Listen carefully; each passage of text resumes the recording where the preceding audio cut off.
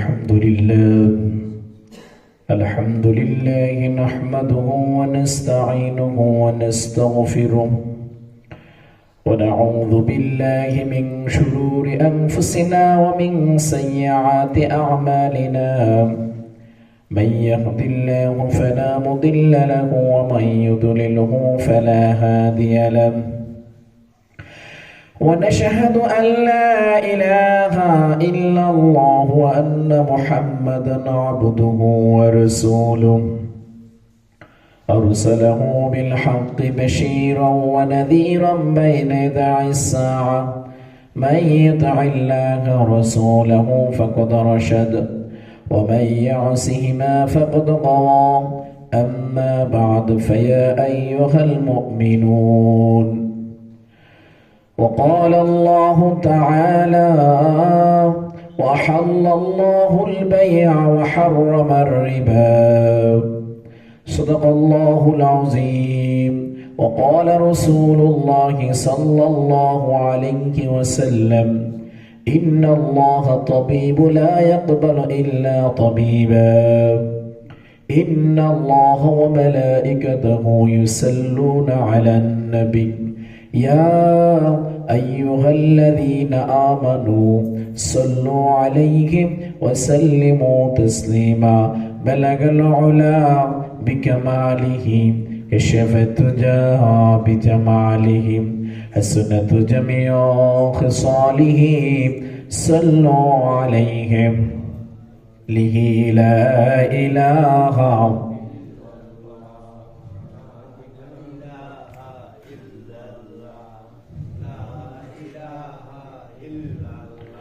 لا إله إلا الله لا إله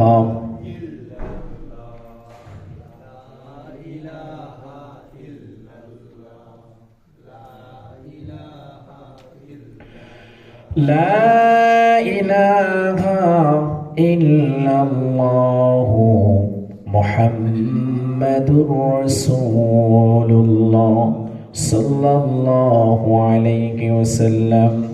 আলহামদুলিল্লাহ, মহান আল্লাহ পাক রব্বুল আলামিনের দরবারে অসংখ্য অগণিত শুকরিয়া জ্ঞাপন করছি যে রব্বুল আলামিন আজকে এই পবিত্রময় দিনে পবিত্র জিলকদ মাসের প্রথম জুমায় আমাদেরকে পৃথিবীর শ্রেষ্ঠতম জায়গা আল্লাহর ঘর মসজিদে আসার বসার যে তৌফিকটুকু দান করেছেন, এজন্য আমরা শুকরিয়া তান আদায় করি। আলহামদুলিল্লাহ,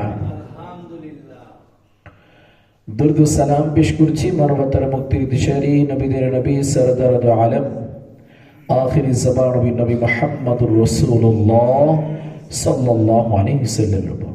শহীদদের সর্বোচ্চ আত্মার মাগফিরাত কামনা করছি, যারা দিনের জন্য ইসলামের জন্য তাদের জীবনকে বিলিয়ে দিয়েছে আল্লাহর জমিনে আল্লাহর দ্বীনকে বাস্তবায়ন করার জন্য। মহান আল্লাহ রাব্বুল আলামিন যেন ওই সমস্ত ব্যক্তিত্বদেরকে জান্নাতের সুস্থ মাকাম জান্নাতুল ফেরদাউস নসিব করে দিন, সেগুলো আমিন।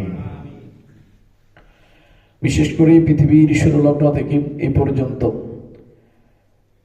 যত জায়গায় মুসলমানরা তাদের ঈমানকে রক্ষা করার জন্য এই জমিনের মধ্যে তারা মৃত্যুর সামনে যেতে ভয় করে নাই। ফিলিস্তিন, গাজার মুসলমান, ভারতের বিভিন্ন অঙ্গরাজ্যের মুসলমান, চীনের যে মুসলমানরা আছে, রাখাইনের মুসলমান, আল্লাহ পাক যেন সকল মুসলমানদের এই ত্যাগকে কবুল করে এই পৃথিবীর মধ্যে ইসলামী রাষ্ট্র হিসেবে কবুল করেন, সেগুলো আমিন।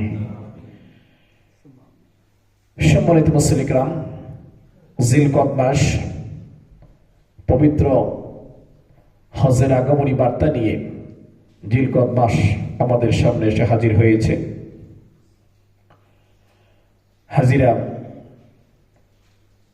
লাব্বাইক এর ধ্বনি দিয়ে মক্কা মদিনাতে আগমন করছে।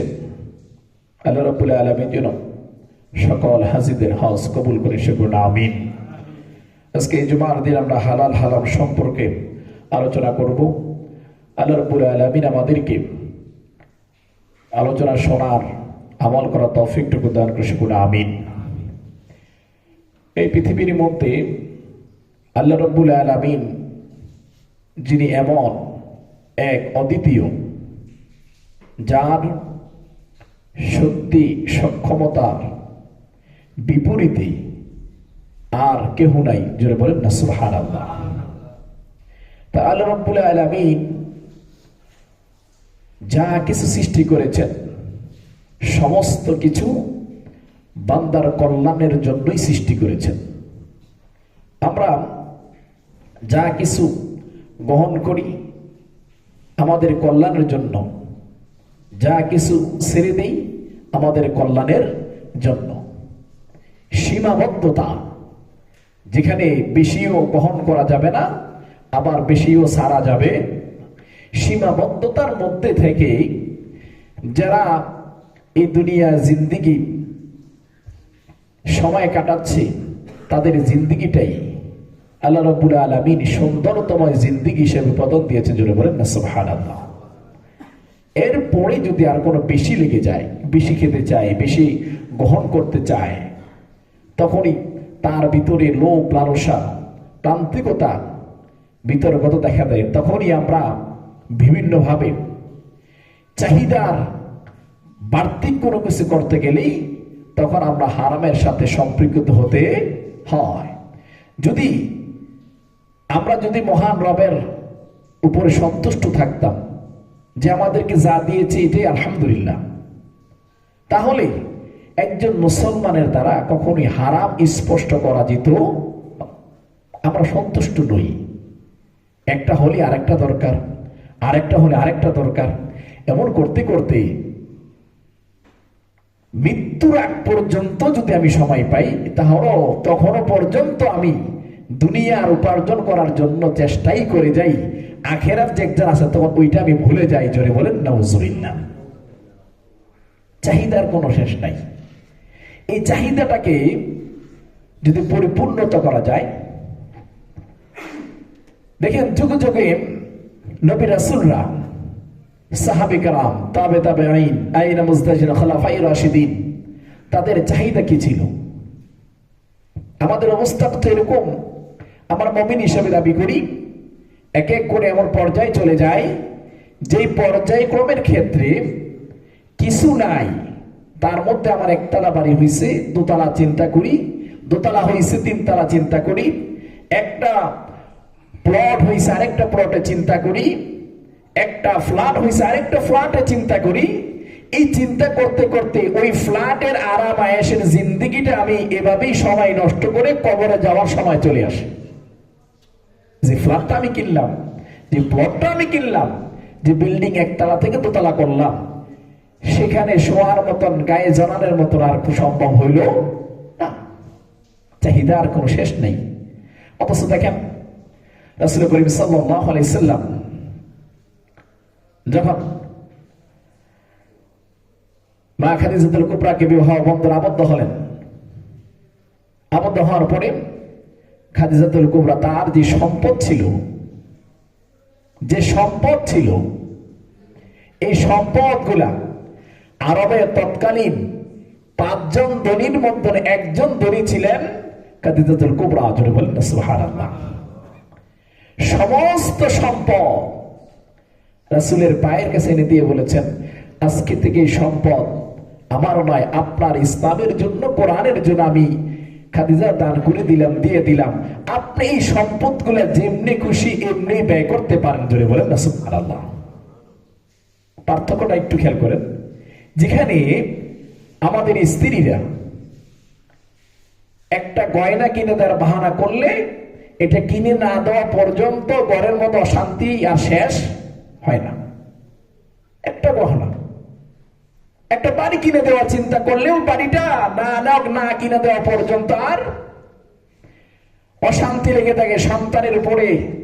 এমনও ফ্যামিলি আছে স্বামীকে খাবার পর্যন্ত খাওয়ায় না, জোরে বলেন নাউজুবিল্লাহ। ওটা দিতে হবে আমাকে, দেবে না কেন? আবার এমনও তো মহিলা আছে ওই প্রান্তিক চাহিদা পূরণ না হওয়ার কারণে স্বামীকে ত্যাগ করে আরেকজনের সাথে চলে যায়। ইসলাম আমাকে কি শিক্ষা দেয়? ইসলাম শিক্ষা দেয় আমার সম্পদ যা কিছু আছে আমি আল্লাহর রাস্তায় দান করে দিলাম। আর আমাদেরকে শয়তান শিক্ষা দিচ্ছে সম্পদ দান করা যাবে না, যেগুলো আছে এগুলো আরো রাখতে হবে, আরো দরকার দেয় এটাকে হারাম হোক না হালাল হোক সেটা আমার জানার দরকার না, আমাকে সম্পদ জোগাড় করতে হবে। জোরে বলেন নাউজুবিল্লাহ। এখন বলেন আমরা কি আল্লাহর দেওয়া শিক্ষার মধ্যে আছি না শয়তানের শিক্ষার মধ্যে আছি? একজন মহিলা তার স্বামীকে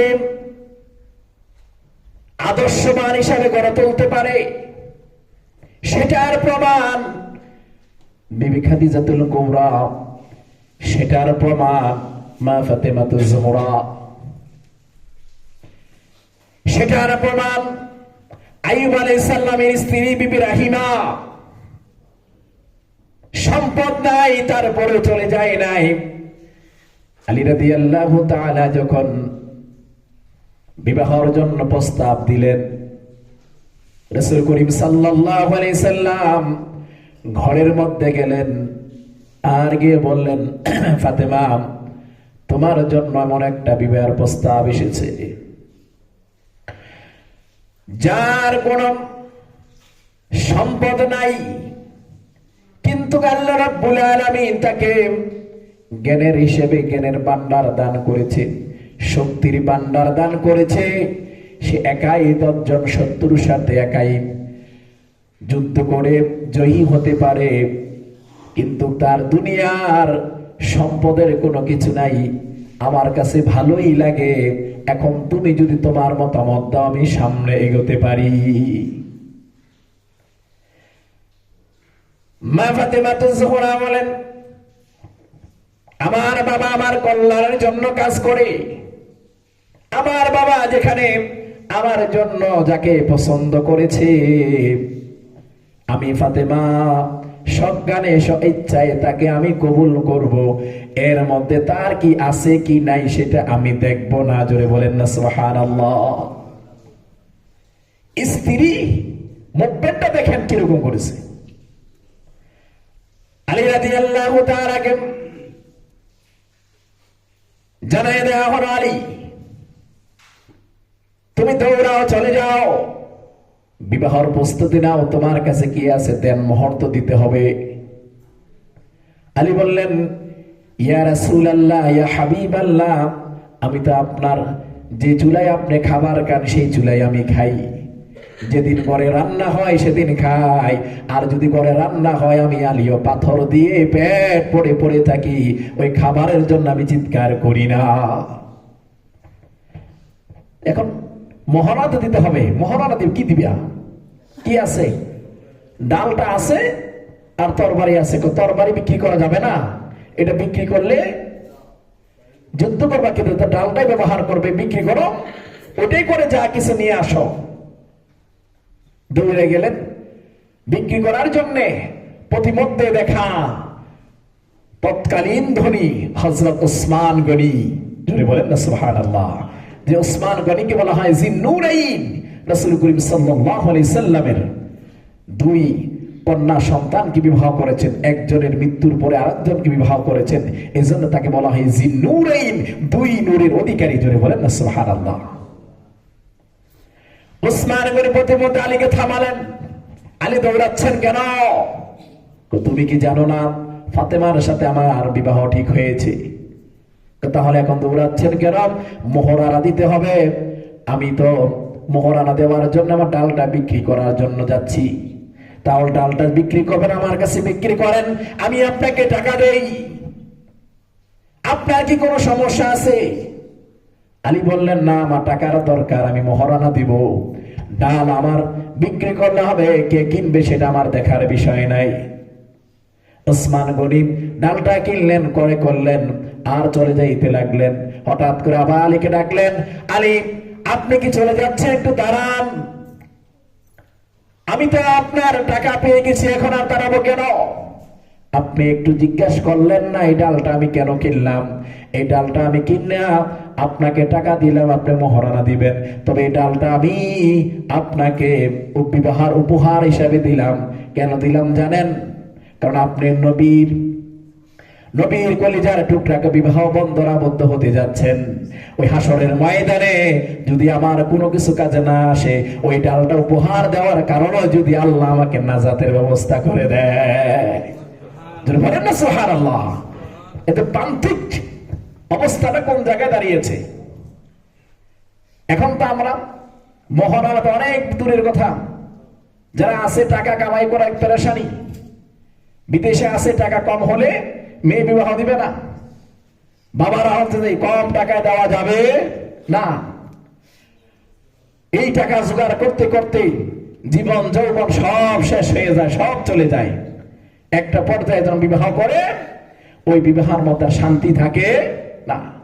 একজন মহিলা ইচ্ছা করলেই তার স্বামীকে, তার সন্তানকে কল্যাণময় হিসেবে ঘরে তুলতে পারে। এটাই হচ্ছে কোরআন, এটাই ইসলাম। জুড়ে বলেন না সুবহানাল্লাহ। মহিলাদের চাহিদা পূরণ করতে করতে গেলে আমরা হারামের সাথে জড়িত হয়ে যাই। হারাম জানার পরেও ধরি হারাম, জানতেছি এটা হারাম, এরপরে ধরতেছি। সম্পদের দরকার, অথচ নবী রাসূলরা, সাহাবেরা, তাবে তাবিনরা, তারা কি ছিল, তারা কোন পর্যায়ে ছিল, এটাও আমরা একটু পরে চিন্তা করি না। একটু চিন্তা করে দেখেন, আপনার এই দুনিয়াতে বেঁচে থাকতে কত টাকা দরকার, হিসাব করেন। কত টাকা হইলে দুনিয়াতে আপনি থাকতে পারবেন আরাম আয়েশ করি, কয়টা বিল্ডিং এ আপনি ঘুমাতে পারবেন, ওইটুকু করেন। চাহিদা আর শেষ নাই, বাড়তে বাড়তে গেলে তখনই হারামের সাথে জড়িত হয়ে যায়। আর হারাম যেখানে আল্লাহ নিষেধ করেছেন, সেই হারামের সাথে আমরা মুসলমানেরা ঐক্যবদ্ধ জড়িত হয়ে নিজের দিনকে, ইসলামকে, নিজের সমস্ত কিছুকে নেক আমল শেষ করে দেই। জোরে বলেন নাউজুবিল্লাহ। সব শেষ করে দিই। যেটা আমি বলা হচ্ছে, আপনি এই জগতের মধ্যে, এই সময়ের মধ্যে, এই দুনিয়ার মধ্যে সম্পদ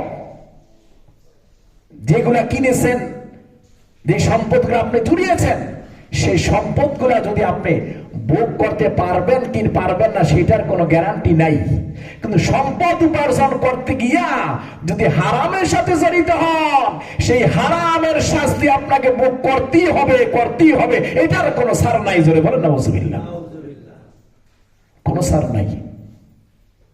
খরচ করতে গেলেন, চিন্তা করলেন এখন কিছু হারাম ইনকাম করি, সমস্যা নাই, একবার হজ করতে যাব, সেই কাবার গিলাপ ধরব, সেই পাথরে চুম্মা দেব, সব গুনাহ শেষ হয়ে যাবে।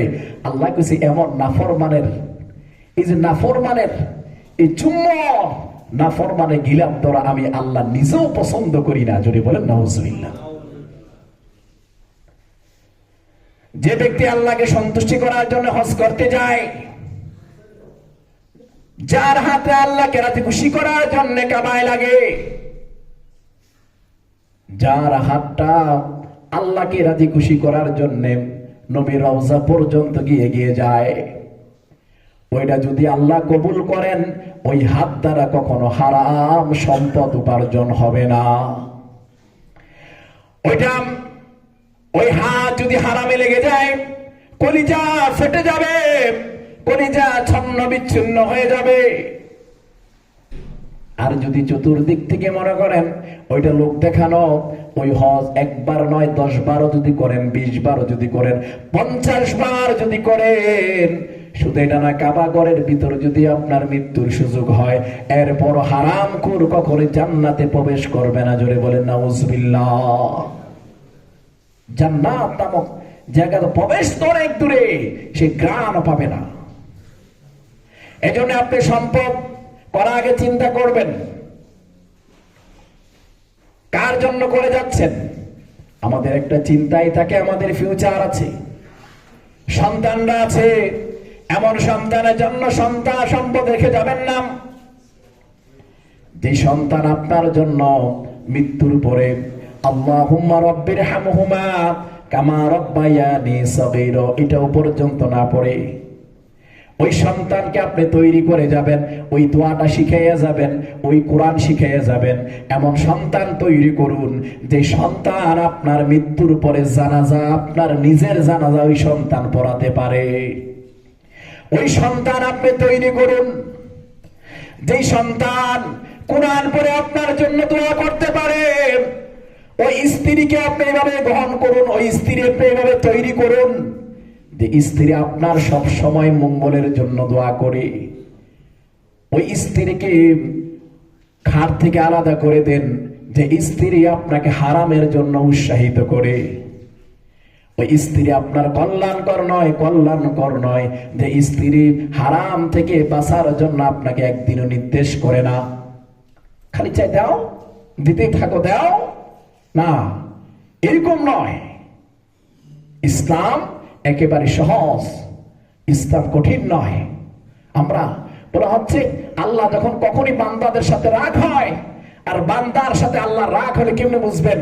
তখন আল্লাহ রাব্বুল আলামিন বান্দার সকল নেক আমলকে আস্তে আস্তে দূরে সরাই নেয়, তার আমল করতে ভালো লাগে না। আল্লাহ তখনই বুঝলেন যে বান্দার সাথে কখন রাগ হয়েছে, তখন বুঝবেন আল্লাহর রাস্তায় আল্লাহ ওই বান্দাকে দিয়ে দান সদকা করায় না। এটা আমার ইচ্ছা করলেই আমি দান করতে পারবো না যদি আল্লাহ আমাকে কবুল না করে, এটা সম্ভব না। আমি ইচ্ছা করলেই নামাজ পড়তে আসতে পারতাম না যদি আল্লাহ আমাকে কবুল না করে। এটা আমার শক্তি নয়, এটা আল্লাহর মহত্ব। আল্লাহ চাইলেই আমি এইগুলা কাজ করা সম্ভব। জোরে বলেন না সুবহানাল্লাহ। এই জন্য মুসলমান, আপনাকে হারাম থেকে বাঁচতে হবে। ওয়াহাল্লাল্লাহুল বাই'a ওয়া হাররামার রিবা। আল্লাহ রাব্বুল আলামিন হারামকে ব্যবসাকে হালাল করে দিয়েছেন এবং সুদকে হারাম করে দিয়েছেন। ব্যবসা হচ্ছে, আল্লাহ নিজে বলেছেন, ব্যবসাটা হচ্ছে এমন একটা, যারা সহিভাবে ব্যবসা করে তারা শহীদের সাথে, যারা শহীদ হয় তাদের সাথে জান্নাতে প্রবেশ করবে। জোরে বলেন না সুবহানাল্লাহ। কত বড় কথা বলছেন। যারা সঠিকভাবে ব্যবসাটা করে, ব্যবসা এমন একটা ইবাদত, সিন্ডিকেটের ব্যবসা নয়, হারাম ব্যবসা নয়। হালাল ব্যবসা যারা করবে তাদের জন্য এই পুরস্কার। সেই পুরস্কারটা কি? সেই পুরস্কারটা হচ্ছে যারা আল্লাহ রাসূলের সাথে যুদ্ধ করে শহীদ হয়েছে, তারা যে জান্নাতে থাকবেন, ওই ব্যবসায়ীরা ওই জান্নাতে থাকবে। জোরে বলেন না সুবহানাল্লাহ। এই জন্য মুসলমান, আমাদেরকে হারাম থেকে বাঁচতে হবে। মহান আল্লাহ রাব্বুল আলামিন আমাদেরকে হারাম থেকে বেঁচে সঠিকভাবে আমল করা তৌফিকটুকু দান করে শিখুন, আমিন। في الإسلام ما أحلل فهو حلال شرعا وما أحل فهو الحرام القوانين. الحلال والحرام ضعف الله رفاعنا الناس، وهذا بدأ الله مبادئ الحرام في الإسلامية، فما يسمح الإسلام حلافهم حلالا وما يسمح حرامهم حرام. فإذا أراد أحدا أن يجعل الحرام أو الحرام حلالا فهو لم يعبده مسلما. وقيل قد فصل لكم ما حرم عليكم. وقال النبي صلى الله عليه وسلم إن الله طبيب لا يقوم إلا طبيبا، وعلى كل حلال أمر بالطهارة في ذلك، وقد أمر الله المؤمنين كما أمر المرسلين. ثم ذكر النبي صلى الله عليه وسلم الرجل يسافر في كل مكان شعره أشعاث وجسمه مغيرة، وفيه مثل هذا الموقف يرفع الإنسان يده نحو السماء ويصرخ يا رب لا تصر، لكن طعام حرام، ومشريف الحرام، وممليس الحرام، ومعيشة الحرام، فكيف يستجب له دعاء؟ بارك الله لنا ولكم في القرآن العظيم. أعوذ بالله من الشيطان الرجيم. ذرا سنة